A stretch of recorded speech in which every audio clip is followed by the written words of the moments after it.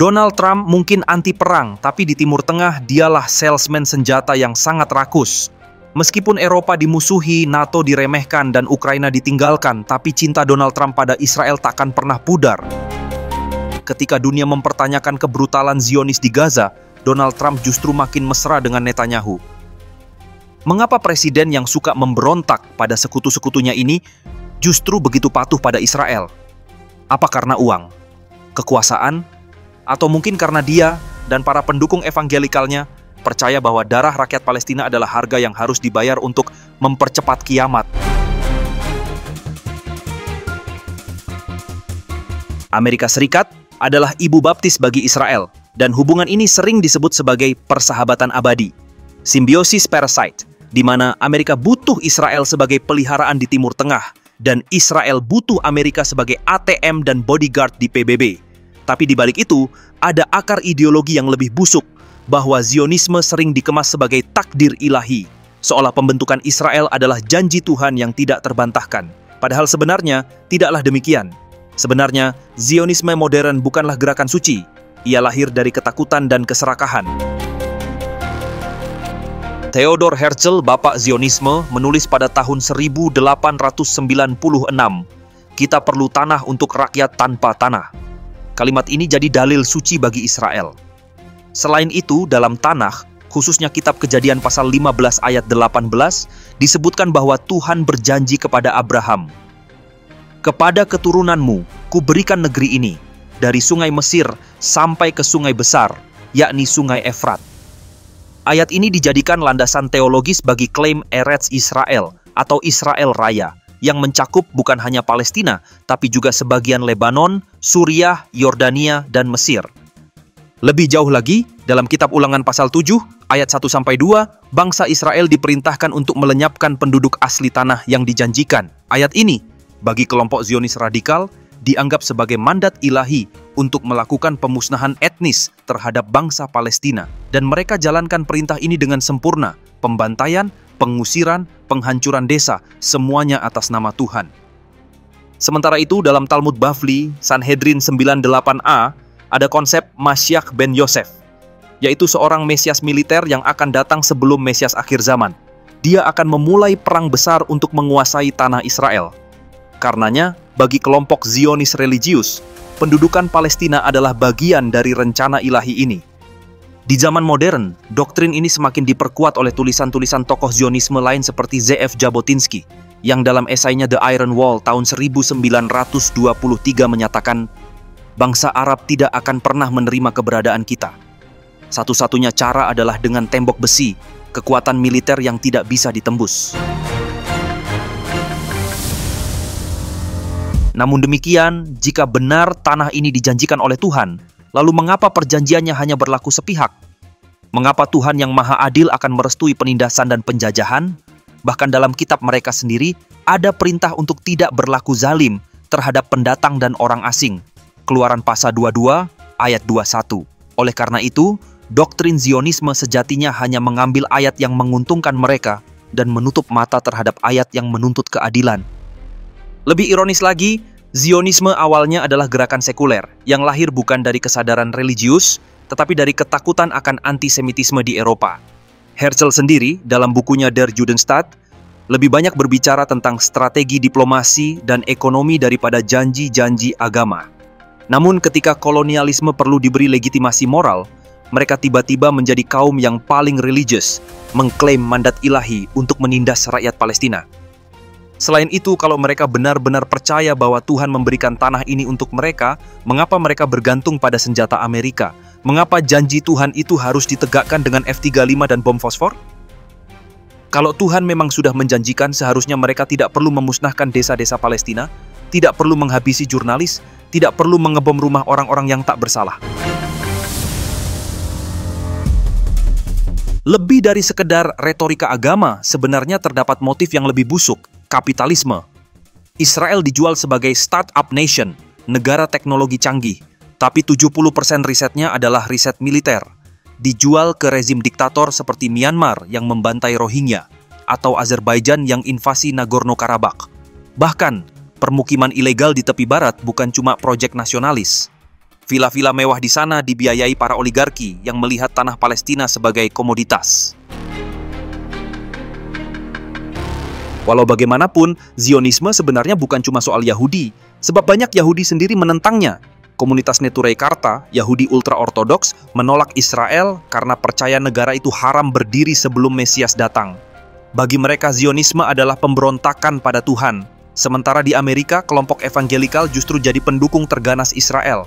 Bukan karena cinta pada Yahudi, tapi karena mereka yakin pembantaian Yahudi di Armageddon adalah syarat kembalinya Yesus. Lihatlah Joe Biden dan Bernie Sanders. Biden, yang mengklaim diri Katolik taat, 100% mendukung setiap pemboman Israel di Gaza.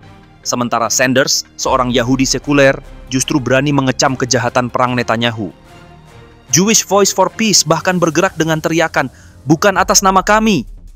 Mereka menolak dikaitkan dengan kekerasan Israel, meski harus berhadapan dengan tuduhan pengkhianat dari sesama Yahudi. Bagi mereka, trauma Holocaust tidak boleh jadi tameng untuk membenarkan apartheid baru. Jadi sebenarnya ada mitos yang sengaja dipelihara bahwa Yahudi menguasai Amerika, tapi realitasnya jauh lebih rumit dari itu. Lobby pro-Israel seperti AIPAC memang kuat, tapi kekuatannya bukan berasal dari komunitas Yahudi semata. Di baliknya, ada CEO industri minyak yang haus kontrak Timur Tengah, bos senjata yang mengincar profit dari perang, dan kelompok evangelikal yang percaya kiamat adalah bisnis menguntungkan. Karena itu, ini lebih dari sekedar konspirasi Yahudi, tapi merupakan persekongkolan elit kapitalis yang memakai Israel sebagai kedok. Secara historis, tahun 1917, lewat deklarasi Balfour, Inggris menghadiahkan tanah Palestina ke Zionis, bukan karena cinta pada Yahudi, tapi untuk memecah belah Timur Tengah. Logika penjajah klasik, divide et impera, di mana Palestina dikorbankan demi kepentingan Ratu Victoria. Divide et impera berarti pecah belah lalu kuasai. Itulah senjata utama para penjajah, dan Palestina adalah salah satu korban terbesar dalam sejarah. Sejak era Ratu Victoria, Inggris sadar bahwa wilayah ini terlalu strategis untuk dibiarkan damai. Jika bangsa Arab bersatu, mereka bisa jadi kekuatan besar. Maka solusinya, tanam saja bom waktu. Maka Israel pun diciptakan, bukan untuk melindungi Yahudi, tapi untuk melemahkan Timur Tengah. Zionis diberi tanah, Palestina dikorbankan, dan sejak itu, kekacauan pun tak pernah berhenti. Oleh karena itu, ini lebih dari sekedar konflik tanah. Ini tentang bagaimana Barat menciptakan musuh di jantung dunia Islam, agar mereka tetap jadi penguasa. Maka pada tahun 1948, Harry Truman, Presiden Amerika Serikat kala itu, mengakui Israel sebagai negara. Tapi sebenarnya keputusan ini tidak lahir dari idealisme, tetapi lahir dari tekanan politik.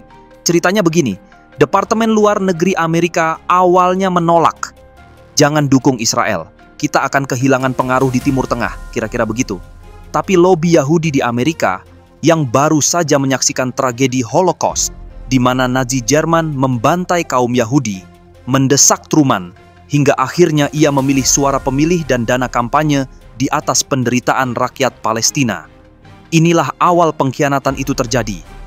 700.000 warga Palestina diusir dari tanahnya, sementara Amerika bertepuk tangan menyambut negara baru yang dibangun di atas reruntuhan hak asasi manusia.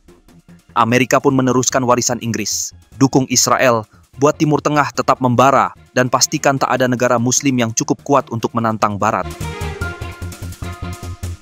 Lompat ke tahun 1967, di mana sebuah perang bernama Perang 6 Hari mengubah segalanya. Dalam 6 hari, Israel menghancurkan Mesir, Suriah, dan Yordania. Amerika yang awalnya ragu, tiba-tiba mulai sadar. Israel bukanlah negara kecil, tapi mesin perang sempurna yang bisa kita kendalikan. Nah, sejak saat itu, Israel diangkat sebagai tentara bayaran Amerika di Timur Tengah. Senjata mengalir deras, dukungan politik tak pernah goyah. Palestina dianggap hanya harga yang harus dibayar untuk melawan pengaruh Uni Soviet. Puncak ironi terjadi pada 1973. Saat negara-negara Arab memberlakukan embargo minyak ke Amerika, harga minyak melonjak, ekonomi Amerika terancam, dan respons Washington justru semakin absurd. Alih-alih berkompromi, Amerika malah mengirim 22.000 ton persenjataan ke Israel dalam operasi udara terbesar sejak Perang Dunia Kedua. Menteri Luar Negeri Henry Kissinger bahkan berujar, Lebih baik Eropa kelaparan daripada Israel kalah. Kata-kata ini adalah bukti nyata bahwa bagi Amerika, Israel adalah aset strategis yang jauh lebih berharga daripada minyak, sekutu, bahkan martabat internasionalnya sendiri. Amerika dan Israel bagai dua sisi mata uang yang sama, satu menjual senjata, satu lagi membeli perlindungan. Palestina menjadi laboratorium uji coba bom, sementara para politisi di Washington dan Tel Aviv berjabat tangan di atas penderitaan jutaan manusia. Jika dulu Amerika menjajah Filipina dengan senjata, kini mereka menjajah Palestina melalui proksi bernama Israel. Bedanya, kini mereka menggunakan narasi hak membela diri untuk membungkus kejahatan perang. Setiap bom yang dijatuhkan di Gaza dibiayai oleh pajak rakyat Amerika. Setiap veto di PBB yang melindungi Israel adalah tamparan bagi prinsip keadilan yang mereka dengung-dengungkan. Maka, pada 18 Maret 2025, Israel kembali melancarkan serangan udara besar-besaran di Rafah, jalur Gaza, di tengah gencatan senjata yang telah berlangsung sejak Januari. Serangan ini menewaskan lebih dari 400 warga Palestina. Perdana Menteri Israel, Benjamin Netanyahu, menyatakan bahwa serangan ini baru permulaan dalam upaya menghancurkan Hamas dan membebaskan sandera Israel. Sebelum melanjutkan serangan, Israel telah memberitahu Gedung Putih dan menerima lampu hijau dari Presiden Donald Trump untuk melanjutkan operasi militer di Gaza. Tindakan ini menuai kecaman internasional, termasuk dari Indonesia yang mengutuk keras serangan brutal tersebut, terutama karena terjadi saat bulan suci Ramadan. Situasi ini semakin memperburuk krisis kemanusiaan di Gaza, dengan komunitas internasional menyerukan penghentian kekerasan dan perlindungan bagi warga sipil.